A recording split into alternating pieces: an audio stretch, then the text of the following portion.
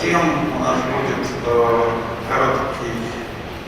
короткая сессия вопросов-ответов и комментариев минут 15. И после этого Томислав Шола из Хорватии, еще одна сессия, еще один раунд дискуссии, обсуждений, подведения каких-то итогов. Потом мы сделаем небольшой перерыв, и потом здесь, в этом же зале, будет представлена книжка Томислава Шолы. Вечность здесь больше не живет. Книжку упоминаю, можно купить в книжной лавке музея. И милости просим всех на презентацию. Сейчас мы возвращаемся к нашей теме. Аннетта Фромм, доцент, координатор курса по музееведению Художественного музея Фроста и Международного университета Флориды, США. И также председатель комитета Международного комитета реформа по этнографии, комитета этнографических музеев. Thank you very much. I'm thrilled to be in Moscow, and I would like to thank Russia and Afnasi Khmedovsky for this opportunity. I apologize, my slides are in English. It just didn't even cross my mind. But there's some pictures, and we all understand that. This morning's comments were very insightful, and I think some of what I will say will be reflecting upon what Dr. Golding and the gentleman from the Netherlands had to contribute. Although I'm speaking a little bit more broadly and not about the program that I direct. If you would like to know more about the Museum Studies program at Florida International University, I'll be very glad to speak to you afterwards.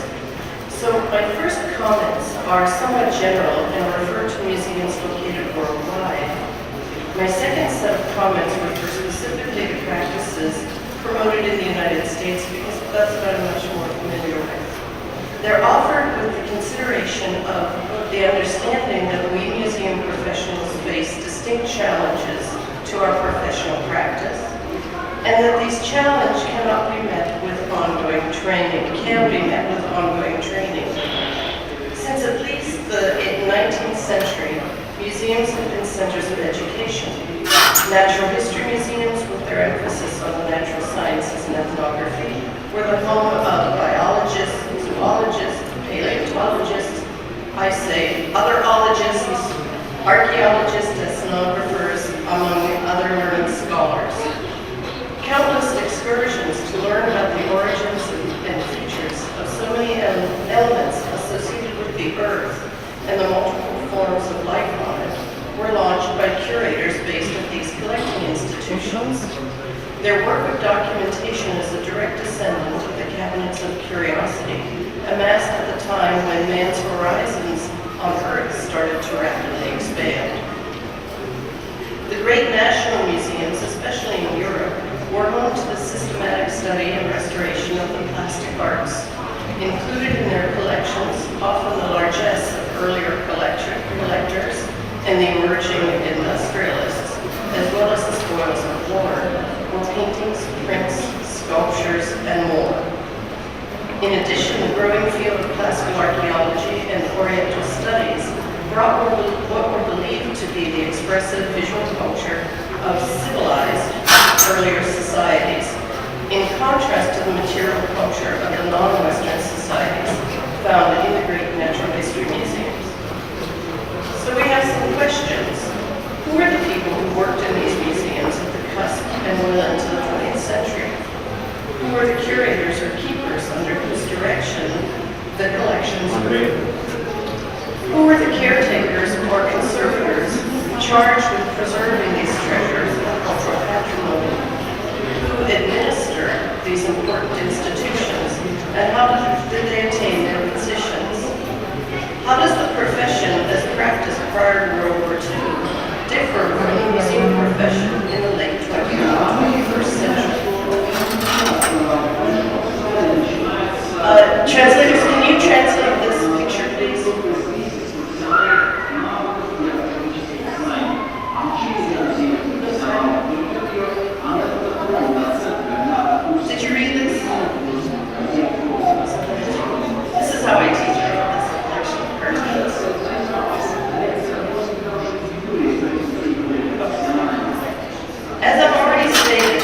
staff members at the time in the profession, as a profession, were really taking shape, as the profession was taking shape, were usually well-educated practitioners of a given science.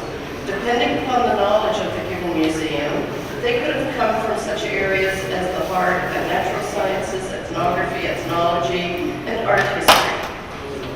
The emphasis of their work was upon content. Their knowledge base was put into action in the context of the museum. So content, what's the story? It was utilized to shape and grow collections based on the emerging notion of the organization of academic disciplines. And it was used to make presentations to others working in museums, as well as to the public in general, whose interest in the arts and sciences drew them into museums. Training, to answer a few of the earlier questions, consisted of a firm background in a discipline, or even a specialized subdiscipline. Thus, education was a goal of the growing number of museums in the late 19th and 20th century. Now, two noted practitioners in the United States led the discourse, which addressed a more public-oriented approach to museum work. It was not until the early 1990s that an even greater emphasis was placed on the museum and its functions, making an impact upon museum standards and becoming an integral part of best practices. George Brown Goode, in the 19th century model, was an eminent ichthyologist, what I call a fishologist. He served many years as Assistant Secretary of the Smithsonian late in the 19th century. His general attitude about museums was that, in short, the public museum is first of all for the benefit of the public. The noted librarian and administrator who shaped the early 20th century thinking about museums, John Cotton Dana, believed that museums did not exist solely to gather and preserve collections. They were centers of enlightenment. These notions about the role of museums in relation to the public shaped the work of professionals well into the 20th century. In 1992, the then American Association of Museums published the study Excellence and Equity, which expanded the earlier concepts of public trust and education. This study promoted three main ideas. Commitment to education as central to museums' public service should be included in the museum's mission. So the museum mission should mention that education is a key function. Museums must become more inclusive places, reflecting the diversity of society in its audiences, operations, and programs. Finally, leadership is the key to filling the museum's potential for public service. 10 points then promoted by this guide amplify the three main ideas. Education, diversity, and leadership are the elements which were emphasized in this study. So the museums following excellence and equity model are guided by the museum's role in education. The primary role of a museum should be education, according to the study. Reflect the diversity of society. We will see that the emphasis is upon how to relate the museum and the content to the public. The diversity of the public is recognized in this and in several other points. And throughout the world, cultural diversity is changing the face of many of our communities, and this is what the point they were making. Understand, develop, and expand the learning opportunities in the museum. Again, an educational role. Enrich knowledge, understanding, and appreciation of collections. It's very interesting. This is the only point that refers to collections. And it's given from the point of view of education, not collecting to amass collections. Assure the interpretive process shows a variety of intellectual and cultural perspectives, which reflects diversity of society. Again, we're looking at diversity, and we see this in the adding of voices of those we're interpreting in the museums. Engage in collaborative efforts. Work with other organizations other groups outside of the museum. Assess the decision-making process to take the public dimension into consideration. So now we're talking about a process. Achieve diversity in staff, trustees, and volunteers. Again, diversity, but now in the workplace. Provide professional training and development, which is what we're all doing here. Commit leadership and financial resources to the public dimension.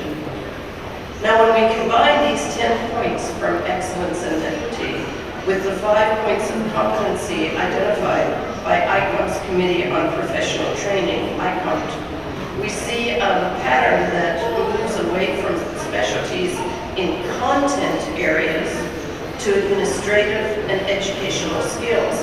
And I thought it was interesting this morning that some of the discussion was about competencies. And we have this as laid out by ICOM. ICTOP's goals internationally are to establish standards for museum professionals throughout their careers. The needs of professionals identified on this table of competencies are repeated in the coursework required by most university-based museum studies programs. And again, we heard general overviews of 2 museum studies programs this morning. And they're pretty much, in English we say cookie cutter. When you cut a cookie up, they always come out the same. A thorough grounding in development of the profession and history of museums are mainstays. They include discussions of the wide variety of museums, why museums exist, and critical thinking about museums. This is what our museum studies students are learning. Vague areas which relate to general operations include governance, community, current issues to museums, and discussions of legality. One aspect of the public dimension is addressed in the section labeled Public Programming Competencies, which includes education, exhibits, visitor services. And finally, we get to collections. And this is from the point of view of management and research skills. The museum management competencies expected of professionals, however, far outweighs those areas of content and working with the public. Then there's a list of other topics like architecture, public affairs, operational management, fundraising that was raised this morning, financial management, marketing, membership, human resources, accreditation, organizational theory. These are all topics covered if you look at what museum studies programs worldwide offer in some form. The responsibilities of our professionals have certainly expanded, to say the least, from a century ago. No longer are they expected to be content experts, masters of a portion of a collection, but management, fundraising, interpretive skills are also being required. With the growing expansion of academic programs established specifically to train museum professionals, we see emphasis placed on the general and other specific competencies. We see this reflected in the general curricula of most training programs, where students learn museum history and organization, working with collections, whether the details of collections management or exhibition development and design, museum education, different aspects of management, museum management, and topics with IT. There we go again. IT is now really taking the front seat. Additional coursework might address issues of history, art history, anthropology, archaeology, or the sciences. Finally, as we heard this morning, all training programs require a hands-on professional, not making copies, as Dr. Golding said, professional internship in some area of museum work. Now, let's look at some other skills, and you may laugh. Creative thinking, good interpersonal and diplomacy skills, work in lots of teams. Do you all do this, don't you? Deal with all the complex personalities, politics, and issues. Ineffable patience, must be patient. A heroic sense of self-sacrifice. Always keep the bigger picture in mind. Flexibility, and maybe some yoga, or Pilates, or whatever, cross training to keep you alive. In consideration of the growing IT skills, I'd like to introduce you to one person's contribution in identifying the new muses. You know, museums are good, thank you very much. Translators, I hope you can translate this. On the left is iPhonia, the muse of apps. We also have Intoxia, I think some of us enjoyed that last night, the muse of flavored martinis. Aerobia, the muse of fitness crazes. This is how I teach you guys, I have all these collections. Next. Thus we see a radical shift in training of museum professionals from content and knowledge experts to individuals with training in administration and management, leadership with an emphasis on the public dimension of museums. These are individuals who work well in groups, communicate effectively, and engage the community. Challenges which we face in the 21st century go well beyond the needs of rigorous scholarship, research, and documentation. They include technology, with the proliferation of electronic media. They include community, drawing in our audience, to really provide a service to the community. And they provide finance, the fine skill of fundraising, and financial management. I'd like to now show you one of the projects that the students in the program, which I coordinate, take part in every year. And I brought some print material here that I'd love for you to take. So at Florida International University, the Museum Studies program is at the Frosta Art Museum. And for the last 3 years, the students work in the museum. But this is hard to do because the classes are in the evening. So we have to be very flexible, as it said there. And the last 3 years, they've curated 3 exhibits as a team. The students work together with a collection identified by the curator of collections. 1 year it was American folk art. The second year, Jamaican intuitive art, which is also self-taught artists. And this year, just now, was Asian art. The students work together with the collections worksheets, choosing the art. Here we see them choosing the art. Then this was when the design team looked at how they could actually lay it out, because they don't lay it out until the day they get there. The curators write the labels and make the labels. So they work with the collection, they develop a theme and do research. So we get into content. Most of them have no experience with the content we're working with. And in 12 weeks have to learn quite a bit.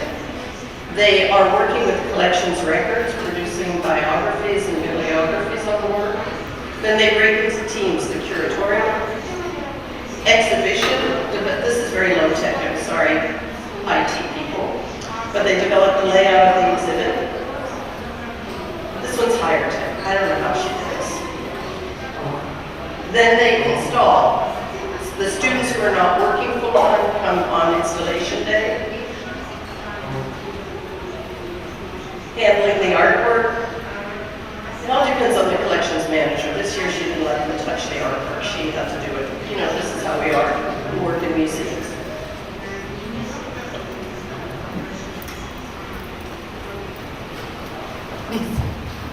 Cleaning the cases. Working on labels.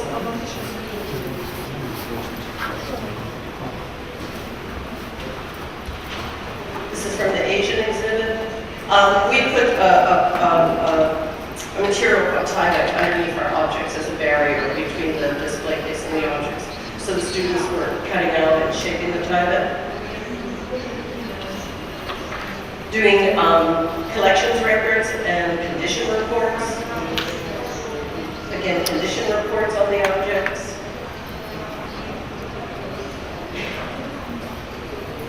Putting the labels on. And this is the folk art exhibit, American folk art selections. Jamaican intuitive art, again, self-trained artists. We worked primarily with the collection that had been donated to the museum by one individual. So one student did a videotape, partly for our collections records, but also for the exhibit. There's also students choose to do educational, and you'll see the family guide for the Jamaican exhibit that a student produced. The students produced the catalog. It's not much, but they do the layout, they do the design, and we also have, for the last 2 years they did a virtual exhibit with the material. This is the Asian exhibit that's up now. Jamaican.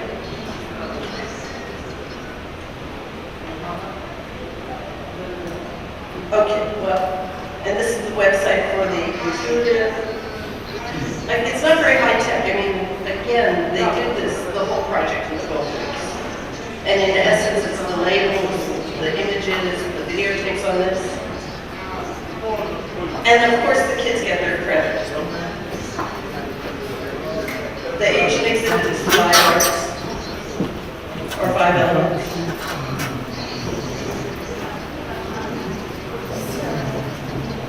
So, why do we choose to work in museums? It's often a humble profession.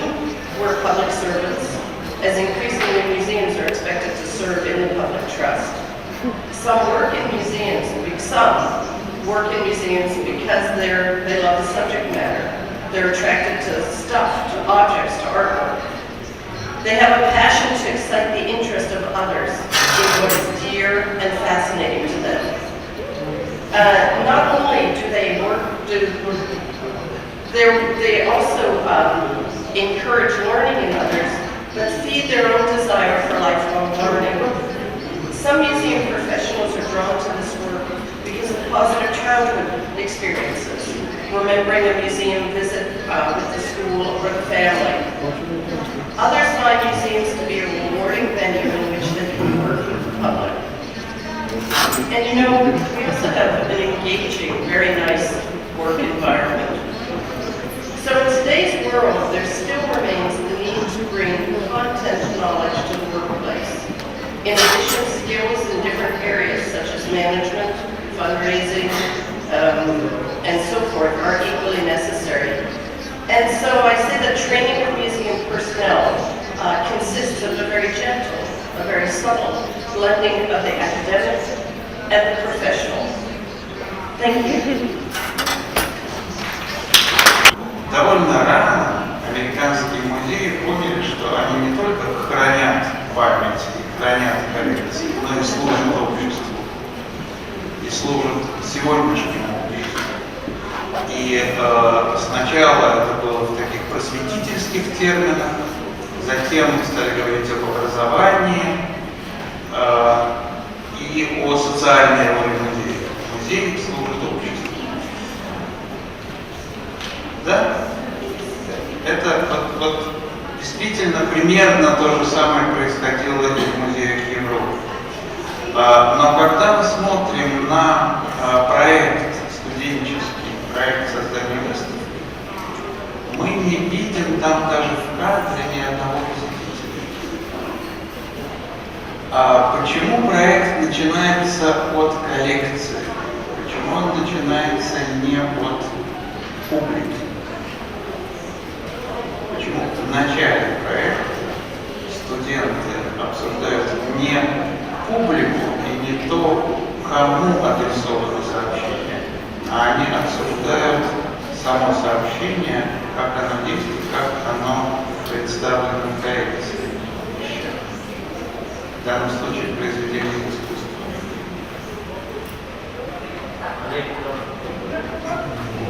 Вообще как-то в этих студенческих проектах публика как в их обсуждениях, в их размышлениях.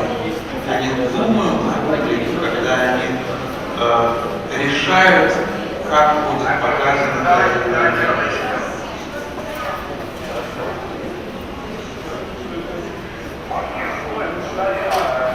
I don't know if I should say thank you or not. And first of all, it was an editing process, and I did not show after the exhibition images and with people, audience, music in the museum. So that's an editing process. But you were asking about in the formative stage. One response is an excuse that the students are working in such a short time frame, learning these skills to create an exhibit when they have actually a whole different curriculum of a course going on at the same time, that we don't do this evaluation in this project because of time. Yeah. But in terms of for the public, as I said, a family guide is produced so that families coming in can get a different dimension to viewing the exhibit. The students, one of the students also produced a docent handbook to train the volunteer guides to work with the public. But the public were not part of the process because we don't have the time.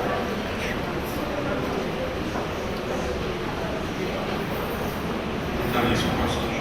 Я правильно понял вас, что музейные профессионалы часто становятся только в ходе практической работы, что нельзя стать музейным профессионалом или даже в теоретических знаниях?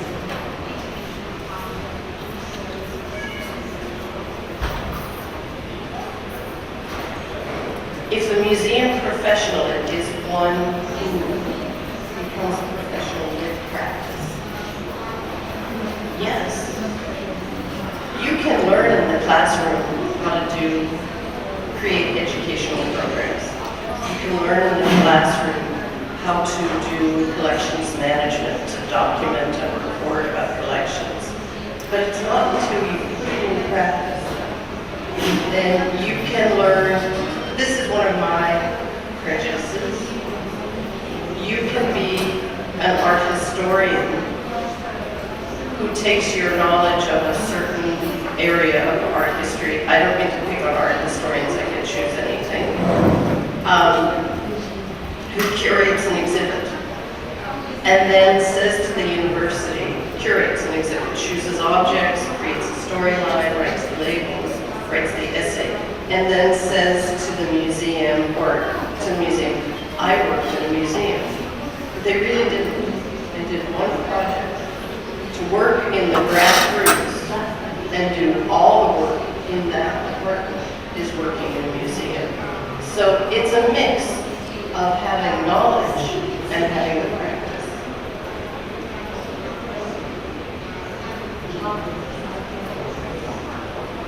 Есть ли какие-то еще вопросы? Я, может, я задам еще.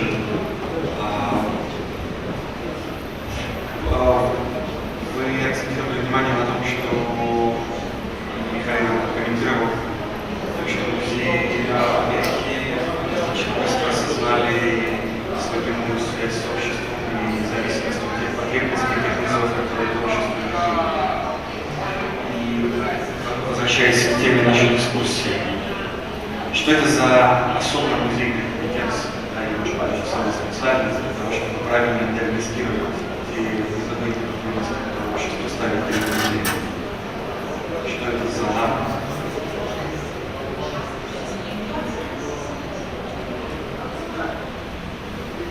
Actually, let me clarify. I didn't mean to say that the Americans were the first to deal with the public sector. I don't have the knowledge elsewhere in the world to really know what's happening. I was just getting the U.S. as an example, and I don't mean to compare it with elsewhere. Yeah, I know.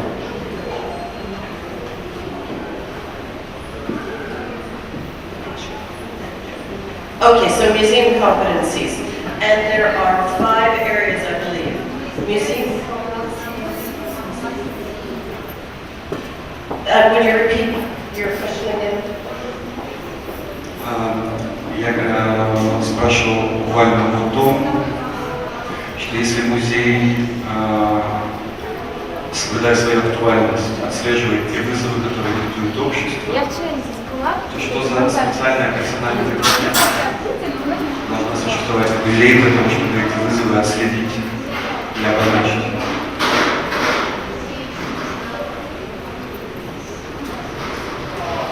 To use the framework that was developed by the International Training Committee, there's actually, with the public, several layers. Certainly the yellow public programs learning about communication, how do we communicate. Education programs, publication are dealing with the public. And in the exhibitions, interpretation.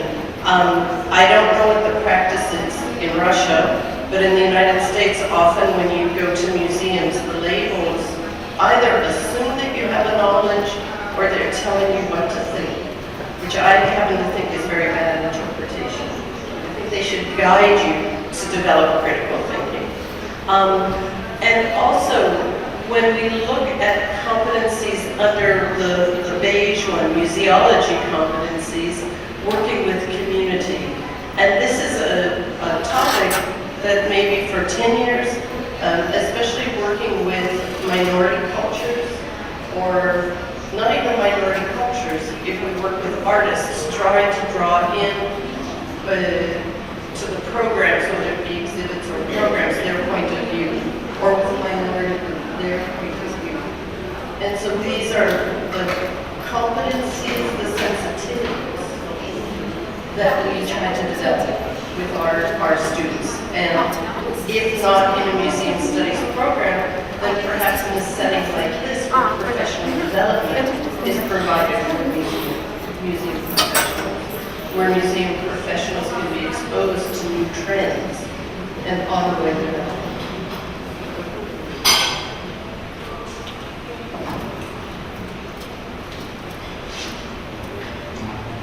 Может, такой вопрос из зала перейти?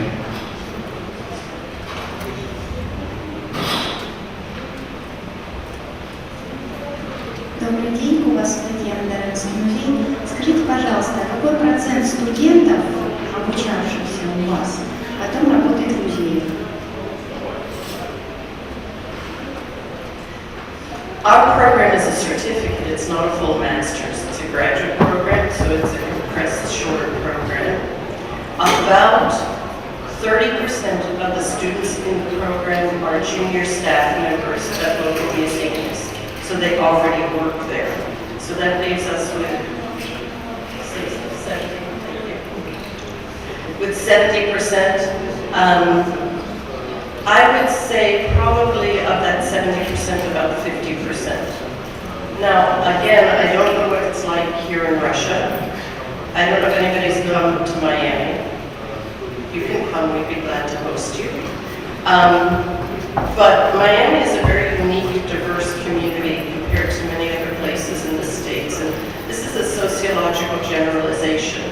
But we have a majority population of Hispanics, people whose origins are from Central and South America. And they have very tight families, and they don't want their children to leave. So when students go through any program, any higher education program, they seek jobs locally. Of course, like your communities, we only have so many museums in a community in which to find jobs. So it's a very tight job market.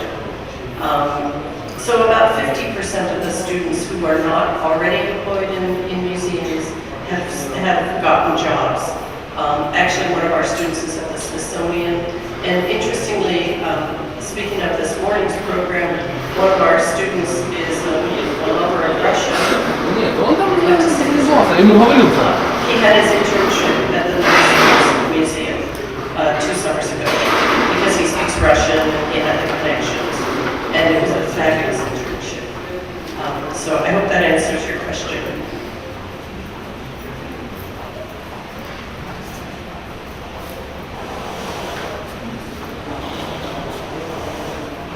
Hello, I am from Washington, D.C., right in class. I think that the slide is very important because it shows that in today's museums it is a collective enterprise. It is, there's an emphasis on competencies in so many different areas, and that it really is, and we use this expression, maybe a cliche, but it's a team effort. And to be a successful museum professional, you need to be able to work collectively and collaboratively with other professionals who are other disciplines.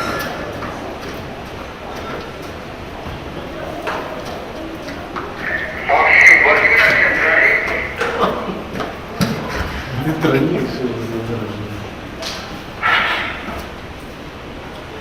Добрый день, Ольга Голицына, музей «Садовое кольцо», Москва.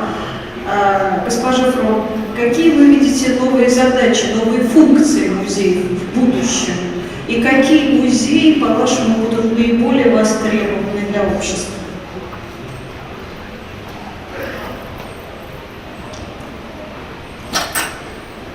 I'm sorry, madam. That's a difficult question for me to answer. As you can see, I'm a gray haired, silver haired lady, and I'm very conservative. And I believe that museums should remain object centered. I also have worked in very small museums that have small budgets, and much as I love to see technology in museums, sustainability is often an issue. And so I think that as we expand our work, as we find new ways to work together, to work with communities, and we're still doing the same job of collecting, of preserving, of interpreting, of telling stories, of bringing our material to the public. And we who work in museums have studied different subjects, but we've studied it to give it to the public, to provide the public with understanding, to work with others. So perhaps as this morning said, technology is one area certainly where advances will be made, but not all of our museums can afford that.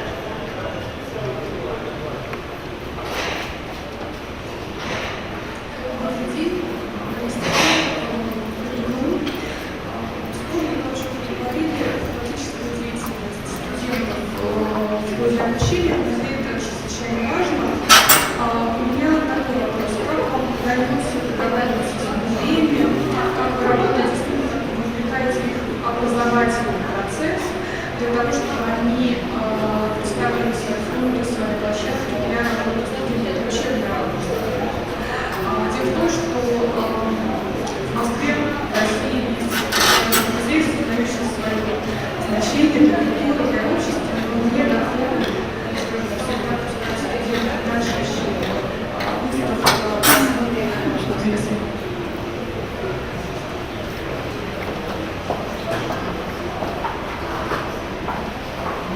The majority of internships, and this was intimated this morning, are unpaid. Museum internships are unpaid because they can hardly pay us.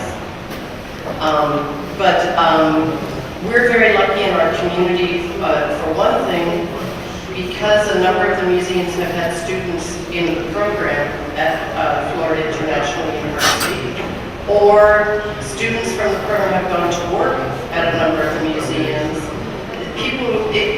Much of this is done by personality. People know in Britain Dr. Viv Golding, and they respect her work. In the Netherlands, people know the Rijnwaard Academy. And because I've been in Miami for about 15 years and I've gotten to know many of the professionals, they know the caliber of the students. And we've been very lucky. Every museum in town has welcomed the interns. There's a funny practice now in American universities that all students, regardless of their course of study, business, literature, mathematics, are being asked to do internships. So it's like flooded the market. So that these young people are getting practical experience. But we just have been very lucky. In the United States also, I don't know if any of you subscribe to Museum L.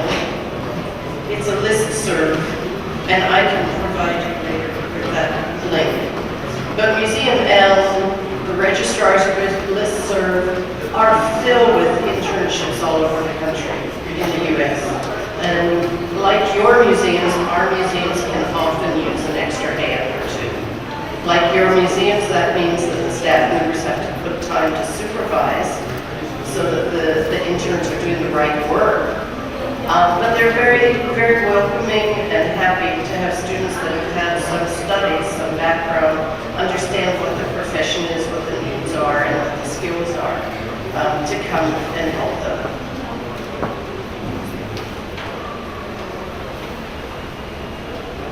А вот у у меня еще есть вопрос. Как вам кажется, в последние 10 лет в понимании наследия произошли некоторые изменения, а именно было признано, что существенную часть наследия составляет так называемое непредметное наследие, intangible heritage. Какое влияние это оказывает на музейную профессию? Как изменится музейная профессия сегодня перед лицом необходимости работать с непредметным, нематериальным наследием?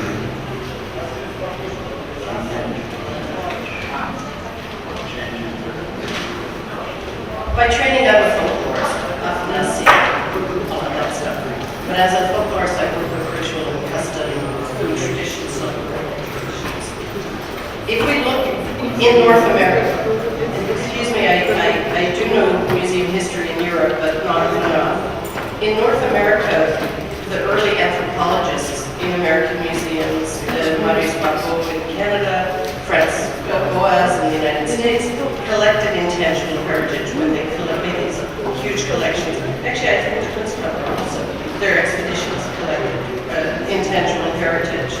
And I think that the role of intangible heritage in the last decade is really one for us to accept the challenge of bringing in the people from whom that intangible heritage emanated, and also show that they are still there and their intangible heritage has progressed.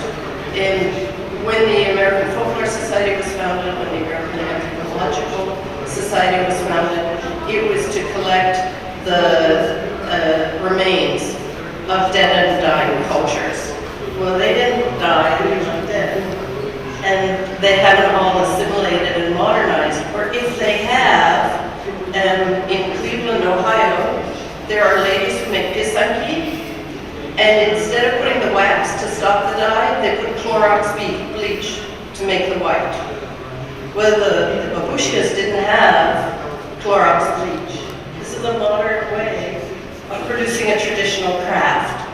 And so I think that intangible heritage in the museums can be looking at, and I'm thinking as a folklorist, a traditional society, but look at the vitality of traditional society. To put an advertisement, the National Folk Museum of Korea has a journal called the Journal of Intangible Heritage. I believe it's ijih.com, or if you look on the web, Google the National Folk Museum of Korea. It's available online, it's published in English and Korean. They are always looking for very good articles, but you might find things of interest there, and you might wish to make a contribution.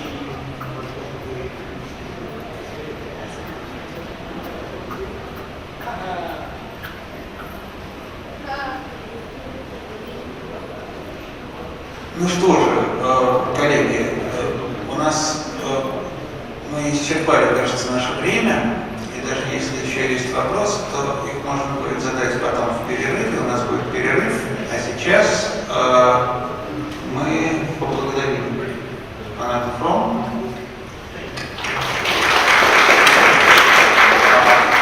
И сразу же, без перерыва, у нас следующий докладчик Томислав Шола, Хорватия. И судя по теме его выступления, он коснется такого сюжета, который сегодня у нас всплывал неоднократно, а именно соотношение теории и практики в музейном образовании. Зачем нам теория, зачем нам практика, когда мы учим музейщиков, и в какой пропорции мы должны смешивать этот коктейль.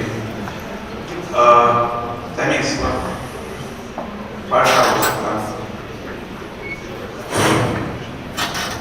Здравствуйте. I've been traveling a lot, and it is, let me tell you, nice to come to Moscow to be for a change among brothers Slavs. So greetings from Croatia, from Croatia. I will take you to a travel which is not entirely comfortable because this is the way I like it.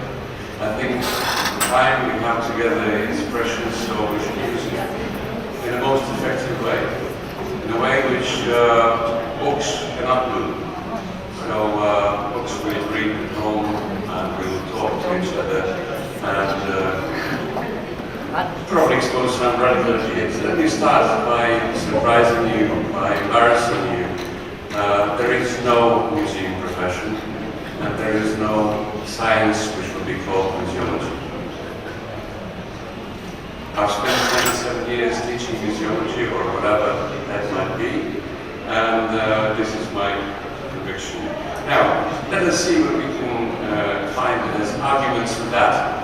And if I may add, as a bright future behind it, because I'm not criticizing for the sake of it, I'm trying to a picture of your future in which you will be very important. My beloved country is Netherlands, and you can see that by this painting of Peter Rubens.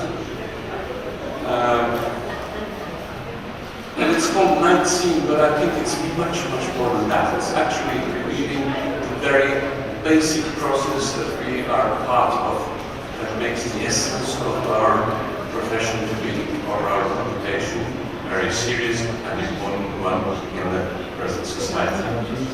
What I find in this painting is transfer of collective experience.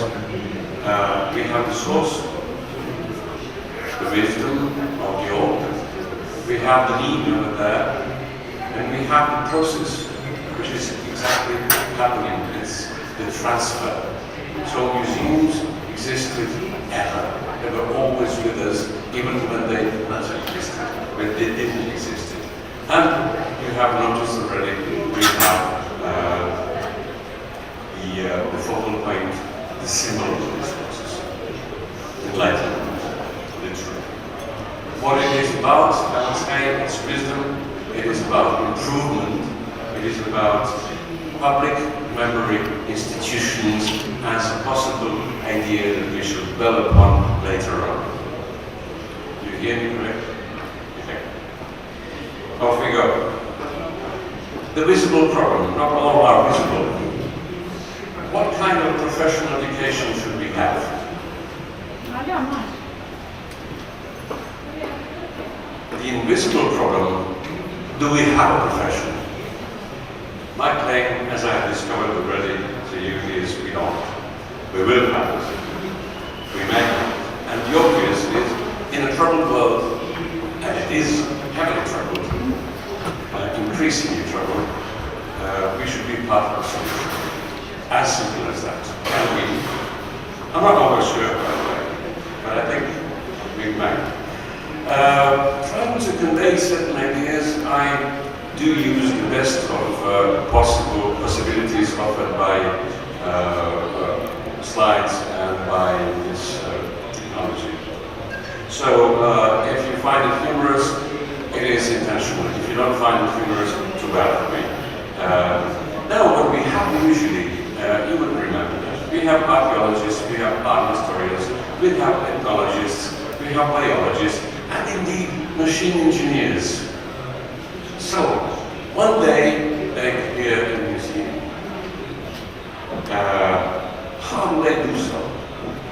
My claim is they can become a curator by the grace of God, by the little angel playing the tune, the divine tune, because there is no obvious way in which they can become really workers in an institution they have not been prepared to work in. The same goes for the art historian.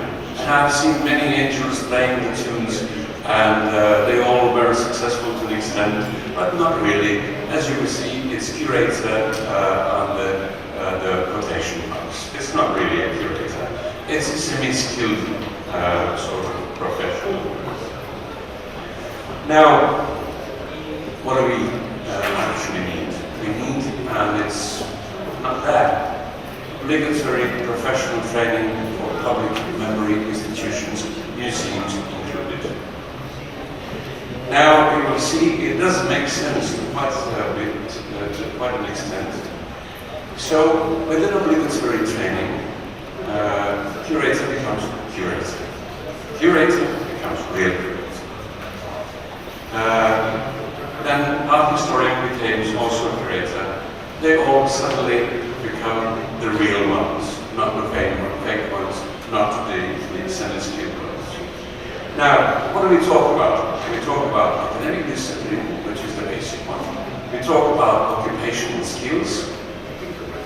We talk about mission, and it's, well, in a simplified version, should end into a professional status. So, let me go back to Bernard Shaw, because he was so cynical.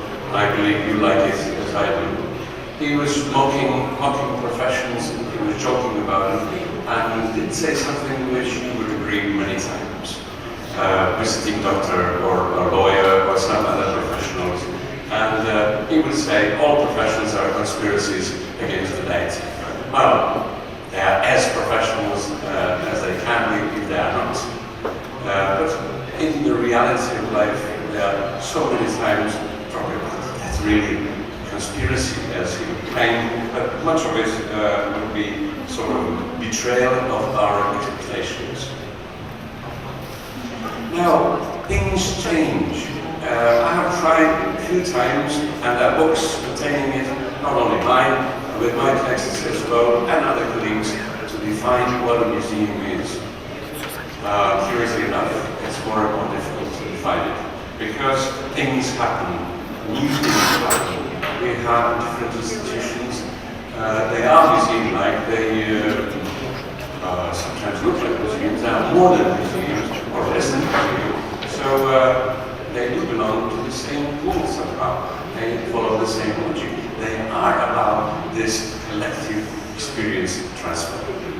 And this is what makes it so incredibly interesting. Look at this.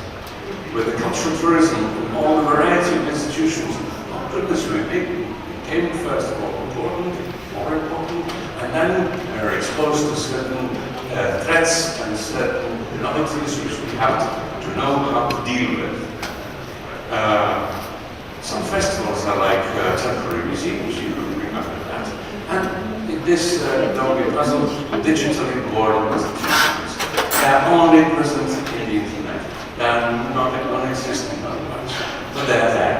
And the notion of reality entirely has changed either. So what do we have? We have the global memory environment.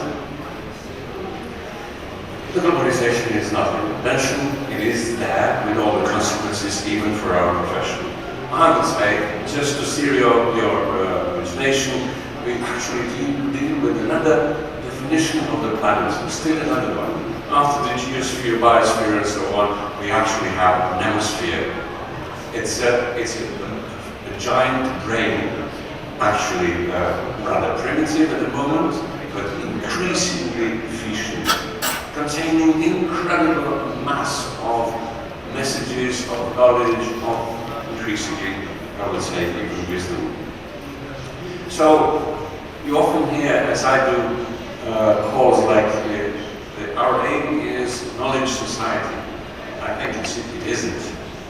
We are already a knowledge society. You have a Library of Congress on the tip of your finger. So are you smarter because of that? Not really. What we talk about is probably something else as an ambition. So it's not only knowledge. We have oceans of knowledge. We actually drown in it so very often.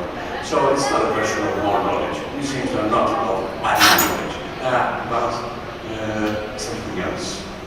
A process of understanding, of new understanding, and really about the selection of compressed, filtered, humanist, and responsible knowledge. If you have tried to use one word for that, you would probably think this way or that way, and you will finally come with one which is probably the one I have chosen, wisdom. It's not very scientific, but it's there, and it belongs to us as a legitimate ambition. The guy whom I like, and you do, well, did say that you cannot solve a problem from the same consciousness that created it. It's notorious, I know. But this is exactly what I'm trying to develop in the logic of reflection or self-reflection of our huge profession. So, what profession? I have played with my fellow professionals so many times, you know, because I love this profession, and it's always nice sometimes to make them angry a little bit because they like to think that they're a profession. And then I say, you know, you're not well paid, you know, and so on and so on, and you're disregarded. And they will say, yes, you're right, you know, you're one of us. I am, because I was working 15 years as curator and director of a museum institution. But the fact is, you know, look, there are many occupations, but there are just few professions. So what are the elements of any profession, real profession? Obligatory instruction, that is, obligatory training and so on. Legal regulations of status, social function, and position. As we know it, yes, we have it to a certain extent. License system. Let's go on and you reflect, like I do. Ethical codex.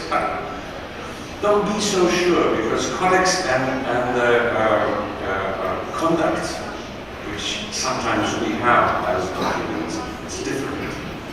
So codex is when you know how to answer a question as simple as this: who's your boss? Who's your boss? Administration, local administration, the minister, people.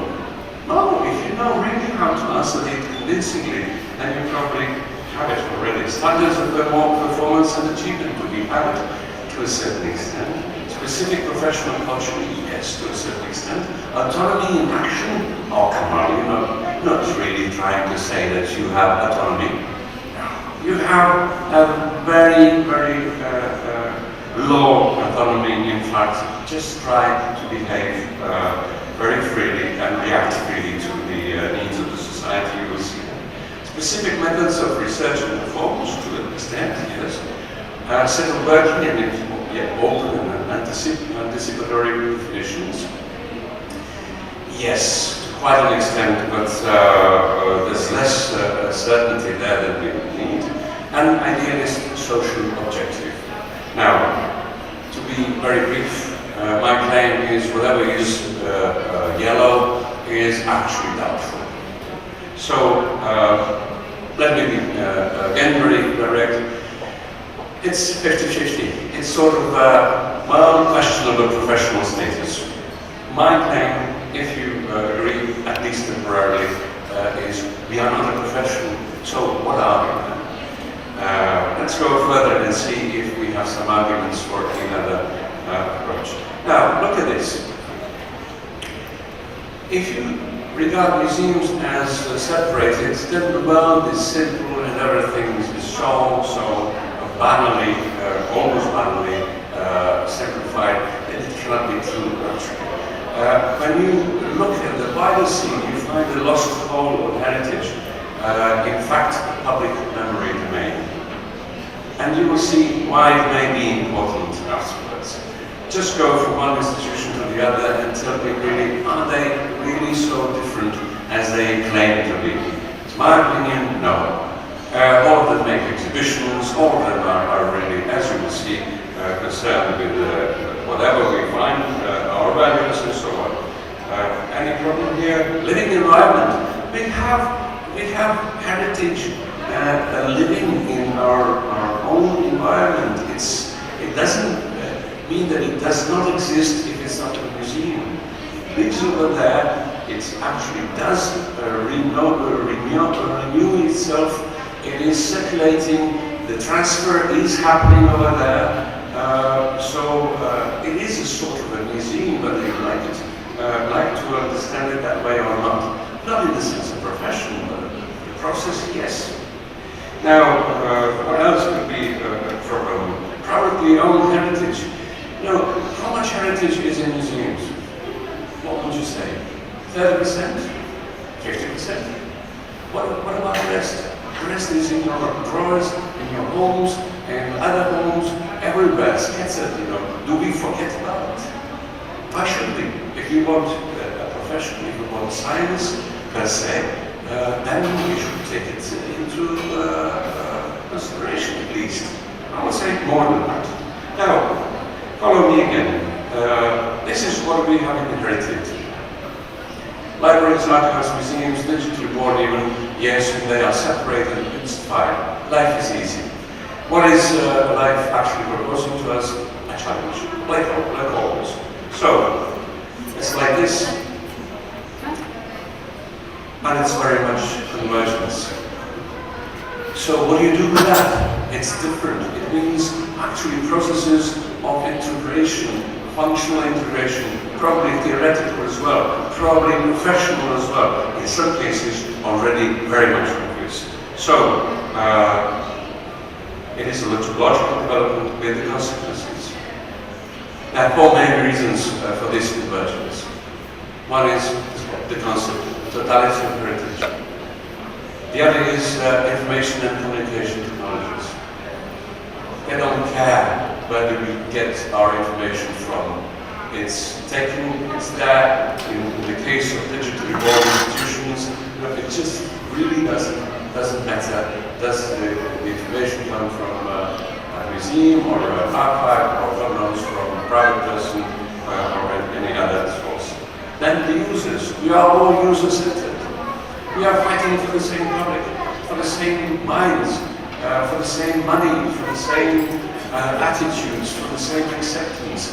So should we divide them and say we have different public from the others? Not really, not really. It's the same public. So it is an element of unity, of common denominator, and the mission is very important. The mission of society. What are you there for?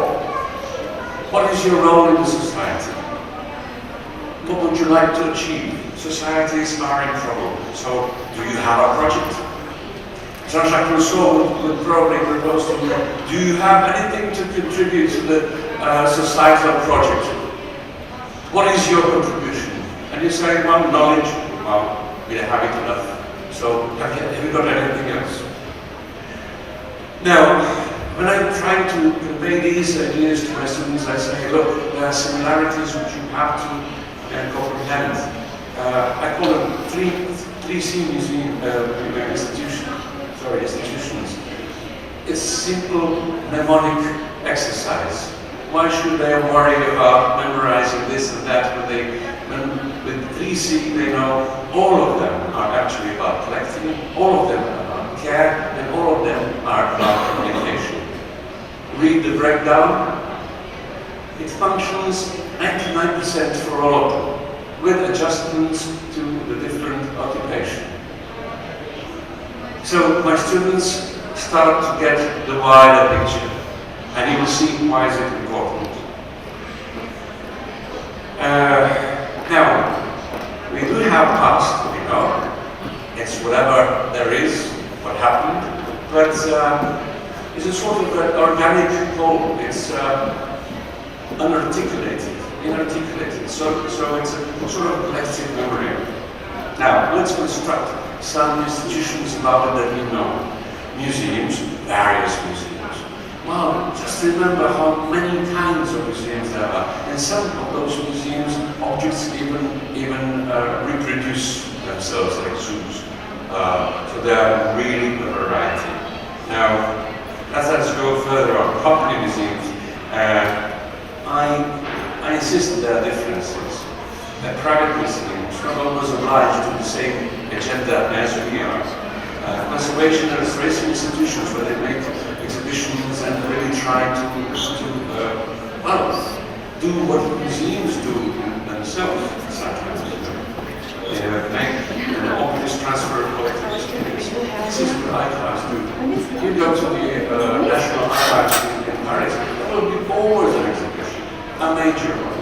Like also in libraries. Go to the National Library of France or in Britain and you will find an exhibition. Of course, you know, because they have the same job. They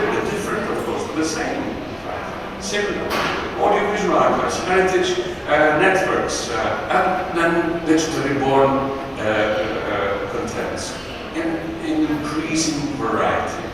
Now, I'd like you to consider this. I'm not trying to convince you into anything. I'm already convinced. I have written a book on it, not the one that you're going to probably to assist to the presentation of, but another one. This is a sort of a art phenomenon based on the same concept. So, my proposal is, let's call it public memory sector. It is like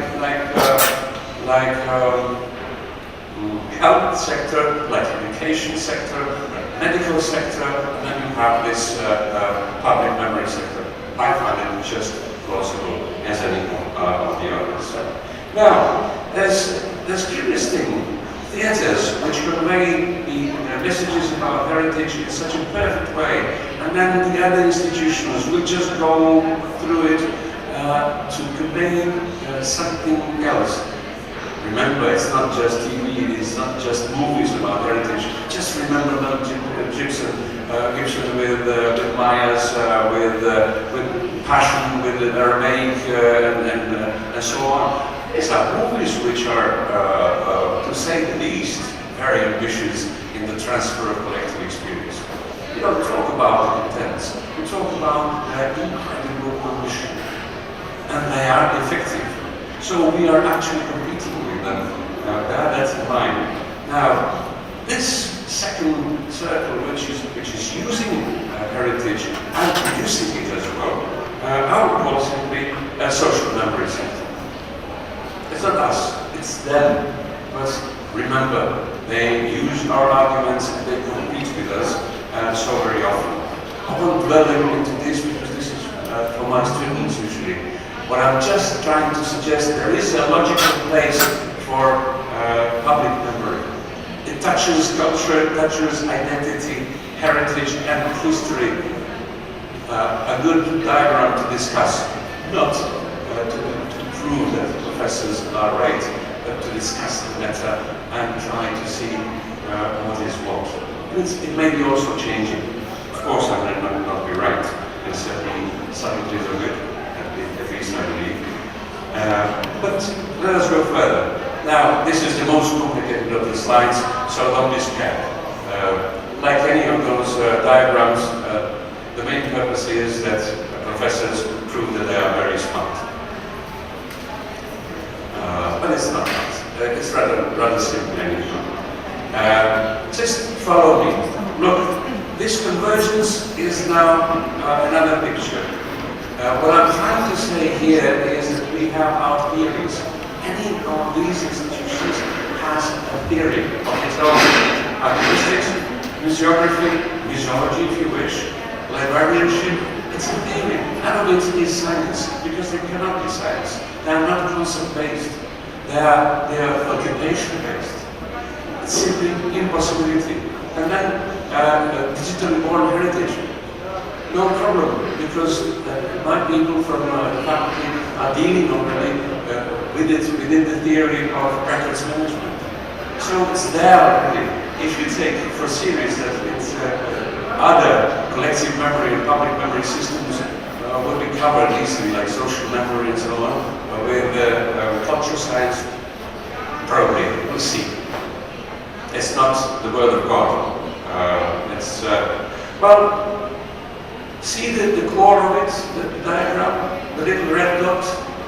I'm trying to be provocative as far as I can, but it's an old provocation, I'm afraid, that is there for already, well, since 89, and I call it simply the area where they all overlap the very central part of their theoretical concern, which is really the concept and possible science mnemosophy.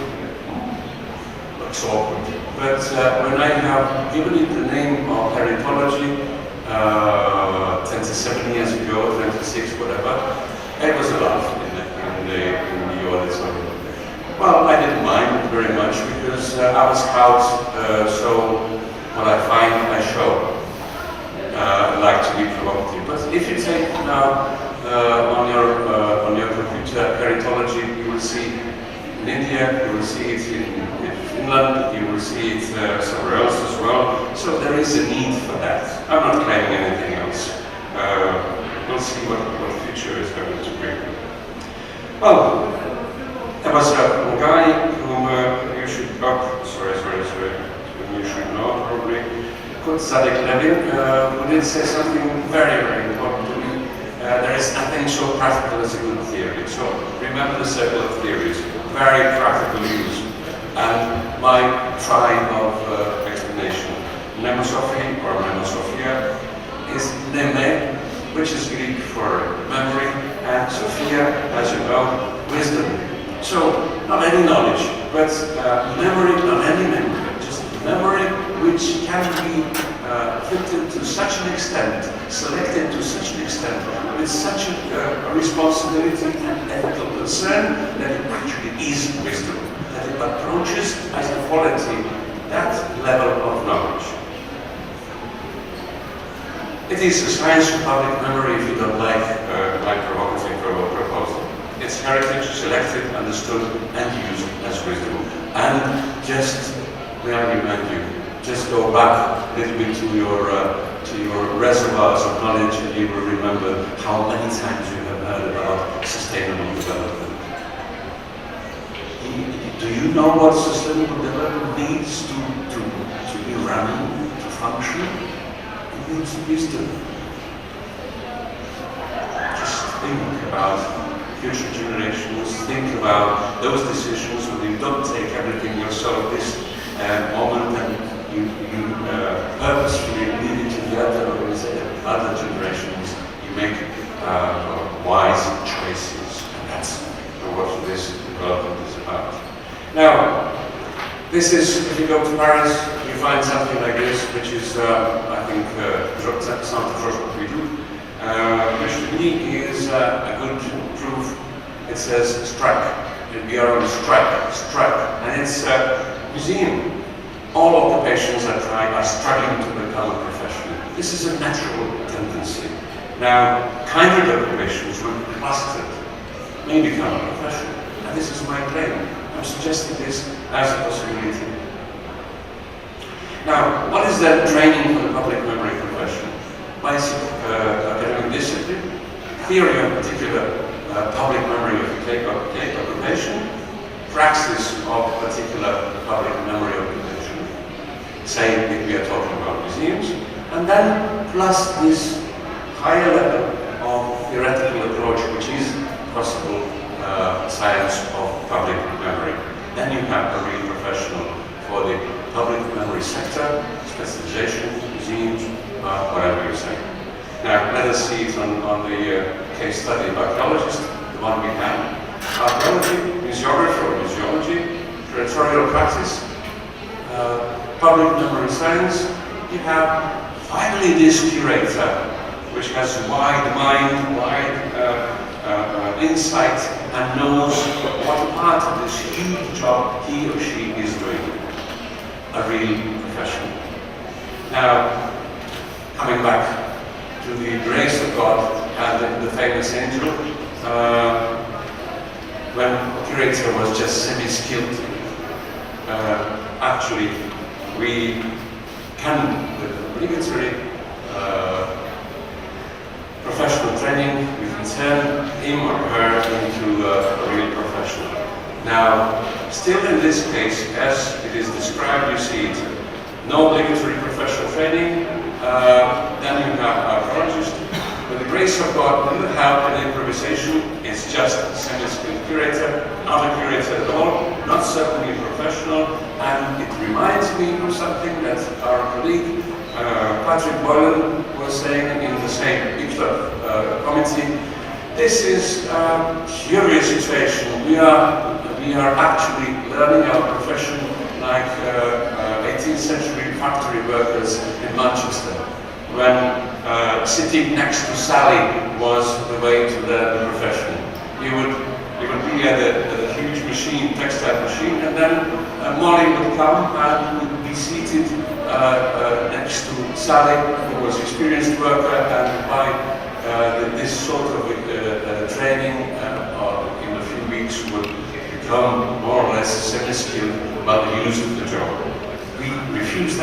least I think we all do, and it's just a matter of occupation. Let me just go to the end. We have comments and desert. Now, of course, to make you angry or more interested, depends on you. I'm joking with the Reformist Manifesto. We all need reforms. It's a model that I proposed for a very long time, as you can see, 1989, and it goes like this. Museums have so far already interpreted the world in various ways. The point is to change it. Do you recognize that? You surely do. It's 11 pieces about the philosophers who are only analyzing the world, and the point is to change it. There's no great use in us analyzing the world. We have to be part of the quality of change. You like it or you don't. We have to find ways to serve the world towards a harmonious continuity and survival. This world is in trouble. And my claim is it can be helped, and we are there if we really grow up to be a professional, accountable, responsible, able. Time to act. Although we are about the past, about in museums, for instance, time to act is now. Museums are about present. They talk about the past, but they are about present. And they need us to understand the present, to use it, and indeed to love it, to love your present. Museums are about change. If you understand it that way, you will be part of it. You will be in the very heart of the problem, over there to offer solutions. So you oppose it, you serve the change, and you thrive upon it. If you can't change, you thrive upon it. There are proofs it can be done. Now, life is offering all sorts of knowledges. Of course, then knowledge, I would say, should be turned into wisdom, as we were saying, and then wisdom should actually be transferred into sort of cybernetic impulses, counteractive impulses into the community or the society you serve, producing the change in quality. You go back with impulses to the society, you make it better. I am not saying that museums or heritage institutions are panacea for all the problems of the world. I'm just saying we are part of the solution. There are others also trying to save the world, to make it better, and it's not a shame to say we are here to make the world better. As simple as that. So how do we do it? Probably by creating a profession. So we are in fact, I'm not saying this is definition, but a reminder that we are in the value system management business. Just remember for a moment, what is your museum about? What does it propose? It proposes certain values, certain additions, or certain suggestions how to maintain certain values that you have recognized as important enough to be maintained. So you are about values. This is very important. And I will go very briefly into that. Look at this hierarchy from data to something which is indeed the final synthetic essence of it, the wisdom. What we do actually, we do representations of every little bit lower level.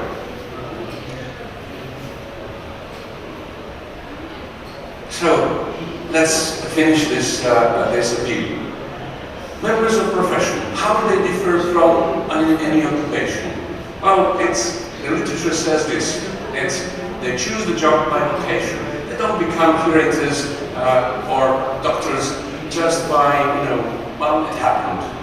Usually members of the profession try to become such because they have the vocational necessity. They get a specific professional education, which again is an obligatory part of any profession. They have flexible working hours. Well, take it sort of as a shortened situation for all the doctors and lawyers and this and that, because they have very dynamic life. They get retired optionally. Use this knowledge with, again, some understanding. Yes, you get retired, you never stop being a doctor or a lawyer or an artist or a priest, if you wish. You can go from active service to contemplation and still be a priest. You count in developmental strategies.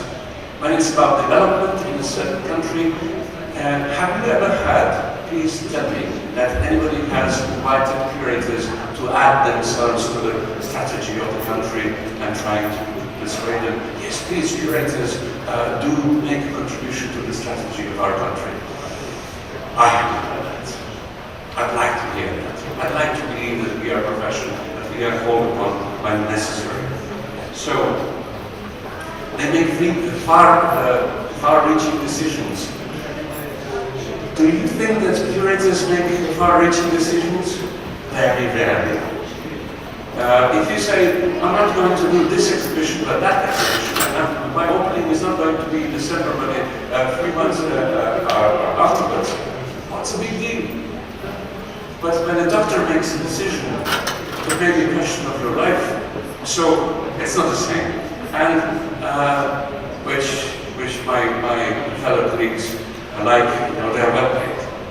It's nice to know that somebody pays you well because you're a needed, necessary professional. We are badly paid, and I'm afraid to say this is how we rank in the eyes of administration and probably wider society. Now, this site will make it all more obvious to you. Really approaching the end. What I'm proposing is to remind you that you have two halves of the brain, and it's beginning and the end of many problems and many possibilities. Ladies, you have been sometimes with men who have had just one part of the brain developed, and it was dull, wasn't it? I'm sure it was. Now, it's all a question of balance. And may I conclude, a good museum is like a good brain, reliable and amusing. We have to be reliable and amusing. That's probably a very good point. Now, the present and future, this is probably the last slide. General theory of heritage, name it as you wish. I have been naming it myself. It does exist because I'm writing about it. And some others do so without doing exactly what I do. Postgraduate studies of heritology, they exist under that name in Ljubljana and Belgrade, and in Vascular it's taught. Lecturing public memory in more and more places, from the States to up here. Literature about heritage, as I'm saying, and public memory sense, increasingly there. Global and regional heritage networks, as you know, multiply. And I'm quite engaged in this particular sense. Institute for Public Memory Management or Research Institute does not exist, I can tell you, but somebody who does it will do a very good job. I propose it here. Specialist and lifelong learning of heritage or public memory studies does not exist, but is starting in some universities already. The 8 arts, I call it the 8 arts because I think the art of communicating heritage, communicating public memory is going to appear as a very strong entity by itself, impose itself by the new congruity and I would say almost an obvious applied international prizes and national prizes for the quality of their professionalism. And this is what it's all about. The pleasure of being professional, of serving the community, and doing it in such a convincing way that you know it and they know it. Thank you very much. Спасибо, господин Шола.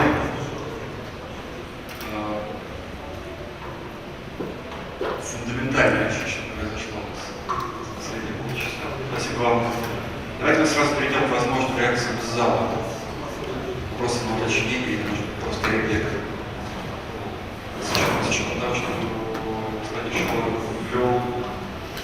несколько совершенно фундаментальных понятий, не сегодня, значит, в предыдущих своих книгах и практиках, но тем не менее я закончу дискуссию с несколько очень фундаментальных базовых вещей. Я должен посмотреть на них совершенно по-другому, может быть, вам есть чем называться. Мне кажется, это то, что он сделал сегодня на наших глазах, он сначала разрушил нашу профессию, а потом он ее восстановил, отстроил заново. Когда была маленькая пауза, вновь мне пришла мысль в голову, взять этот вопрос, конечно, как вы думаете?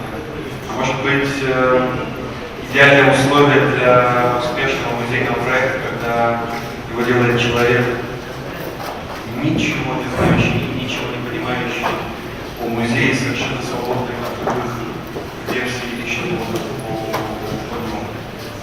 Может быть, самый успешный музейный проектировщик вообще не видит музея, музейной среды.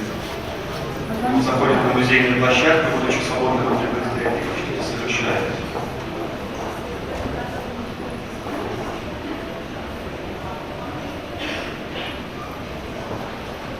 No,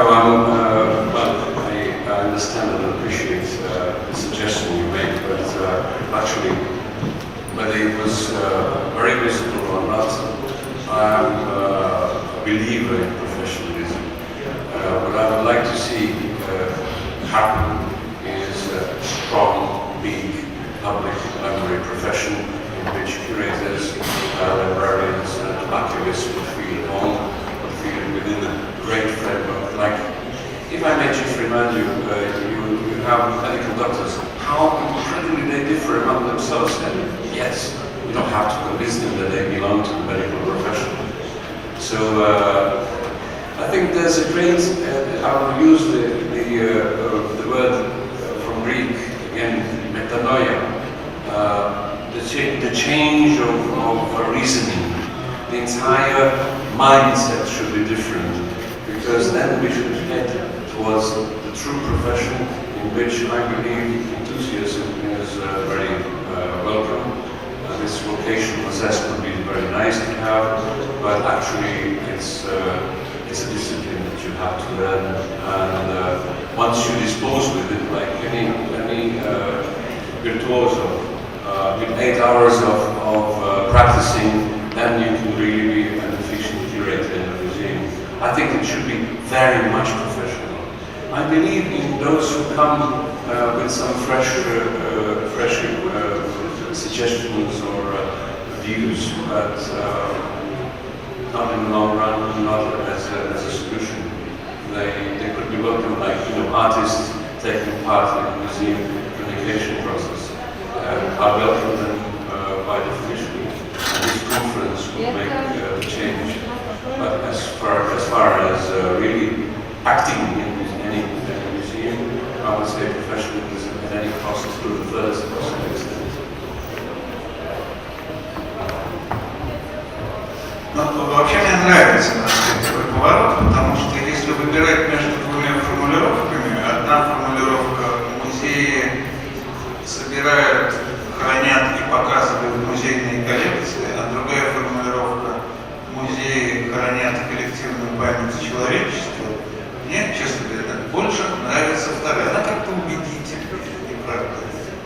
Она как-то поднимает всю нашу деятельность на какой-то совершенно другой уровень. Но тогда возникают новые вопросы. Например, мне не очень ясно, чем отличается индивидуальная память, моя память как отдельного человека, и институциональная память, которой как будто бы занимается музей. Вот в чем здесь тонкая граница, что такое институциональная память, как она действует, как она отличается от того индивидуального опыта, который мы называем нашей памятью.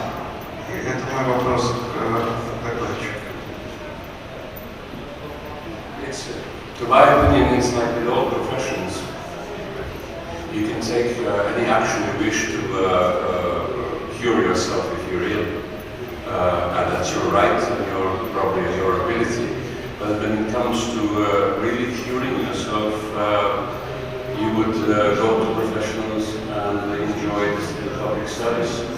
So although you are not wrong, you are not really a solution within the scope of the society. You're a solution for yourself. Your memory is accountable, it's part of collective memory, of course, but what you do actually is quite visible in history books, in all sorts of books, in the educational system, or in museums. There are accumulations which have become official to an extent, always changing, always redefining themselves, but yet public. I certainly am aware that I'm speaking from a very much European point of view, because we are accustomed to the fact that we have public schools, we have public universities, we have public health, and so on. So it's why not public memory sector? Because we do, for the moment being, we do function like that. 90% of museums in Europe are state-owned or people's-owned, whatever you say, and community-owned and community-financed. So it's just the opposite at the moment compared to the States, where, of course, I wouldn't venture into analyzing differences or similarities, but let's say I would say the consciousness, the European consciousness of the concept, which is disappearing, the concept of welfare state and whatever it brings with it, is still very much alive, and I'm part of it.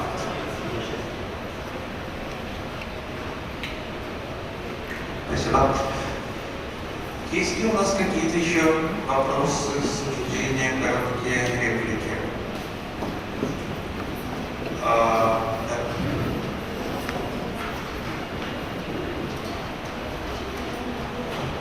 Yes, thank you. I agree with many statements that our speaker made, but I disagree with one that curators or museum curators do not make decisions of any consequence. And I think that the decision of what to collect and what not to collect has a profound consequence for public memory. Whether it's science, art, history, ethnography, folklore, who to interview, who not to interview. I can name dozens of decisions that curators made over the past century about what to include in the museum that today has a profound consequence for what we think of as culture or as heritage. Thank you very much.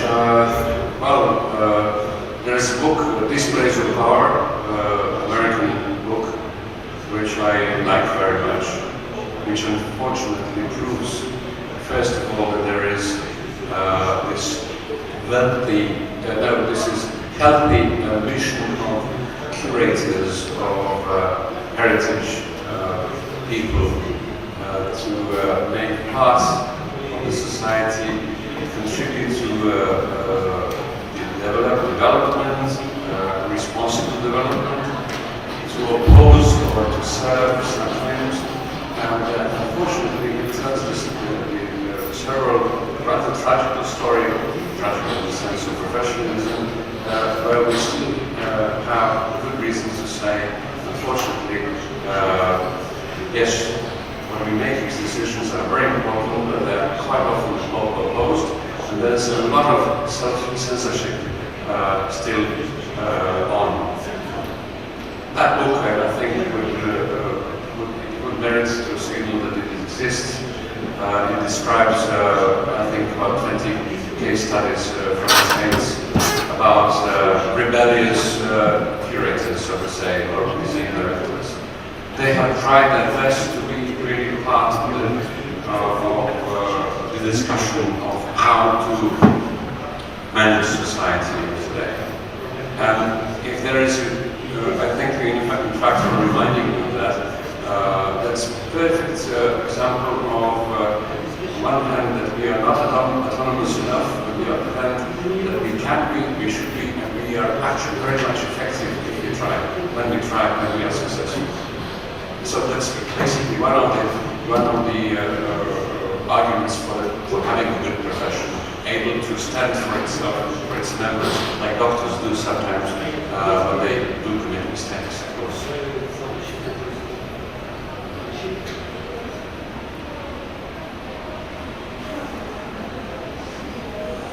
Можно вопрос? Давайте последний вопрос. Да. У нас два последних вопроса. Да. У вас Татьяно-Даранский музей. У меня, наверное, продолжение к этому комментарию. Вопрос. Считаете ли вы, что музейное образование должно быть одно, или специалист музейный обязательно должен иметь еще какое-то образование? Там, например, биологическое, историческое и так далее. Спасибо. If I understood correctly,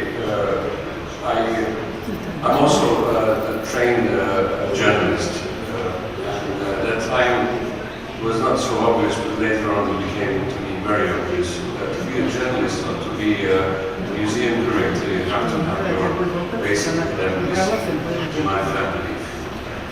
Then you can write about it, you can probably develop, you can go further than that, but as a basis it should be like that. I don't think you can become a curator for nothing or of nothing or everything, because that's not the essence of the professional interest or the seriousness of the approach, because at the end, although it may not sound when I say it, may not sound that way, I firmly believe in scientific background of everything we do. It's like good money and bad money. If you have backup in good economy, sound economy, or gold, or whatever, then it's plausible, it's credible what you say. Being curators, if I may say, we have the science, we have research, and to be a researcher and scientist, to an extent possible, because you know the duties you have to have a sound education in one basic academics.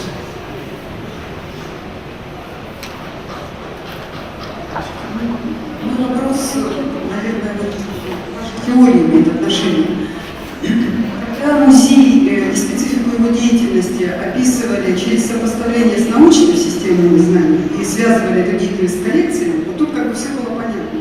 Но когда вы описываете музеи как такие узловые институты социальной памяти, а мы понимаем, что память непосредственно сопряжена с опытом, да, и с теми практиками памяти, которые при этом используются, то у меня вопрос, ведь на самом деле в практиках памяти большое значение имеют институты духовные, религиозные институты. Когда мы сейчас музейным начинаем покрывать всю эту сферу памяти, то куда уходят эти институты?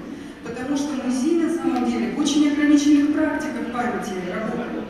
И он не покрывает собой все то поле, накопленное культурами, цивилизациями в отношении памяти. То есть, еще раз, мой вопрос про практики памяти, про опыт исторический вашей теории, его место, как вы вообще его соотносите, какое место ваша теория занимает?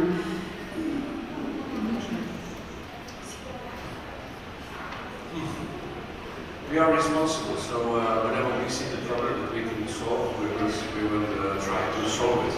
But if you go into details of this totality of transfer of collective experience, be it religious or anybody else has the right. I'm afraid when I'm pleading for the professionalism, it's also because of this implicit right. You will see the rise of private museums to such an extent in the decades to come that you will not believe. Amateurism, all sorts of risky practices, everything, because it's a liberated domain. And I'd like to be very convincing as a curator, as a curatorial practice, being part of a huge profession, and having really regulated status in the sense of covering most of those 10 points. You have to know professions in the world are probably 30, 50 maybe, I don't know. I would say 30. occupations are like 50,000 or 70,000, whatever. So where do you belong? I don't know if I have answered your question, but I'm saying everybody has the right to do whatever one pleases to do. If the church wants to somehow to protect its own flow of experience within the time and space, they're free to do so. And church museums and initiatives of the private source within the church are multiplying. What I'd like it to happen is to be really inspiring even for them and be over there inviting lesson experts, or our profession as experts to help, to assist with the others because we are public service. Of course you have all the rights, but then when it comes to the extreme, you like to know that there is a doctor who is a public service and who can offer you some consolation and probably help. And yet, you'll try anything, of course. And it goes for this situation as well.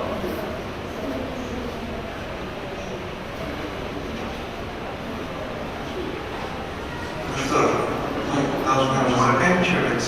Мне кажется, что была очень интересная сессия. Она, может быть, даже поставила больше вопросов, чем ответов, но в сущности любой ответ на вопрос, какими компетенциями должен обладать профессионал, музейщик или профессионал в области общественной памяти завтрашнего дня, любой ответ на этот вопрос – это только начало длинного пути, это не лекарство от всех болезней, это не рецепт на все случаи жизни.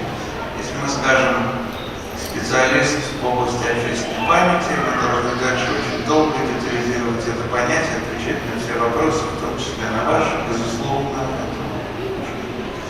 Это непростой вопрос, как это соотносится с другими практиками памяти.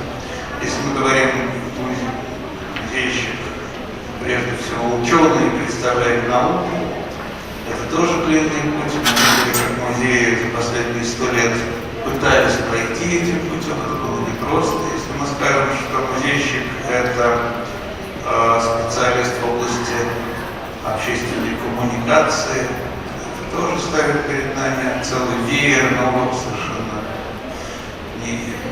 нерешенных пока задач.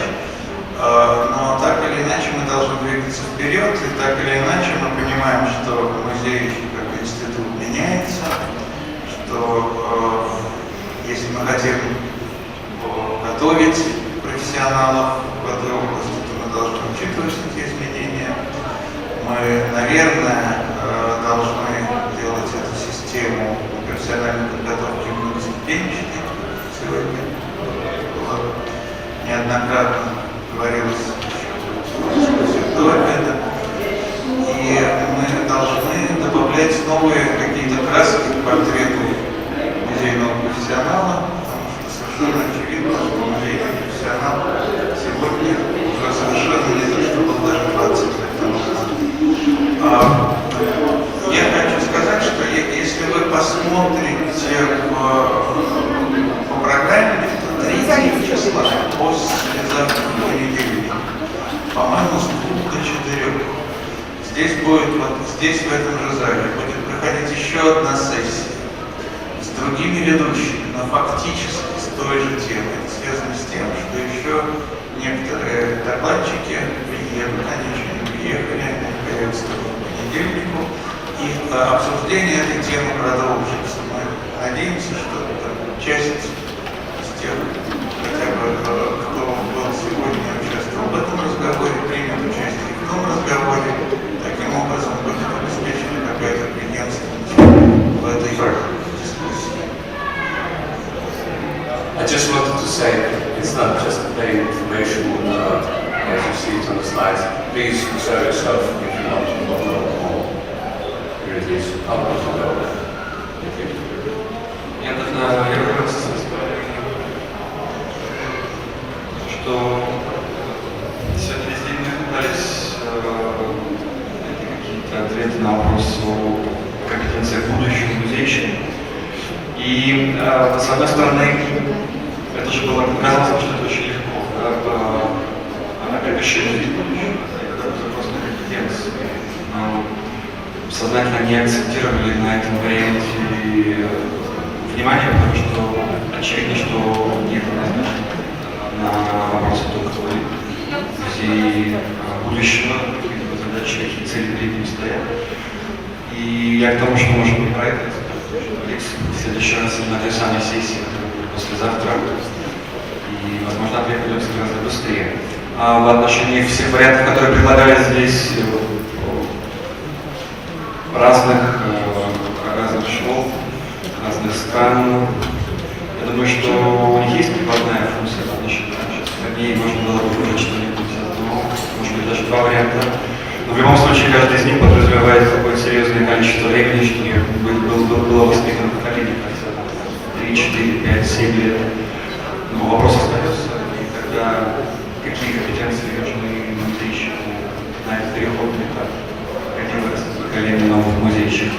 Я бы тогда остановился на том варианте, который мы озвучивали в самом начале, про то, что, возможно, это не тот человек, который что-то знает на 100%, но точно знает их среди тех, кто знает специалист в области общественной коммуникации и хореограф, умеющий конструировать разговор между профессионалами в своих областях. А за это время, возможно, просто тот самый музейщик, которые и будут обеспечивать жизнь музея будущего. Еще, мне кажется, очень важная мысль тоже звучала сегодня, что музеи и университеты должны постоянно взаимодействовать друг с другом, что они не должны отрываться друг от друга, что университет не должен рисовать портрет музейщика в отрыве от того, что происходит, от тех изменений, которые происходят, собственно, в самой музейной среде. И поэтому очень важны разного рода стажировки и разного рода практика студенческая на площадках музеев, самих музеев. И вот эта постоянная обновляющаяся связь интересных, передовых, прогрессивных музеев, которые можно назвать трендсеттерами, с университетами, которые готовят специалистов для завтрашнего дня. Мы сейчас заканчиваем эту сессию. Мы поблагодарим обоих докладчиков.